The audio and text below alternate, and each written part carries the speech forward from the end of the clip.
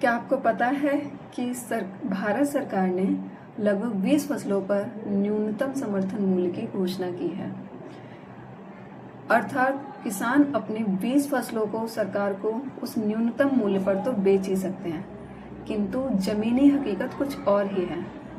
यह हकीकत है कि सरकार केवल 3 ही फसलों को न्यूनतम समर्थन मूल्य पर ले पाती है, जो फसलें हैं गेहूं, चावल और गन्ना। इस कारण हमारे यहाँ के जो किसान हैं वो इन फसलों का अधिकतम उत्पादन करने के लिए अपने खेतों में यूरिया का उपयोग करते हैं। आपको पता होना चाहिए कि हमारा देश पुराने समय से ही लगभग 200-400 साल से ही कृषि में हमेशा अधिशेष ही करता आ रहा है। उसका कारण ये था कि पुराने समय के जो किसान थे वो अपने अपने खेतों में फसल चक्र का उपयोग करते थे। फसल चक्र मतलब अगर रबी और खरीफ की फसल के बाद वे दालों को भी उगाते थे।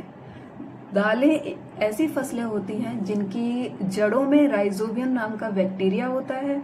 वो मिट्टी में नाइट्रोजन की कमी को पूर्ण कर देता है, और जब मिट्टी में नाइट्रोजन की कमी पूर्ण होगी तो बाहर से यूरिया डालने की जरूरत ही नहीं होती है। तो अब मुझे आपसे यही पूछना है कि क्या किसानों को फसल चक्र को अपनाना चाहिए? अब जब हमारे देश में यूरिया की कमी पड़ चुकी है, सरकार ने आग्रह कर लिया है, तो क्या अब हमें अपने पुराने परंपराओं की ओर फिर से लौट जाना चाहिए? आपका जो भी मत है प्लीज़ कमेंट बॉक्स में कमेंट करके जरूर बताइएगा। Thank you.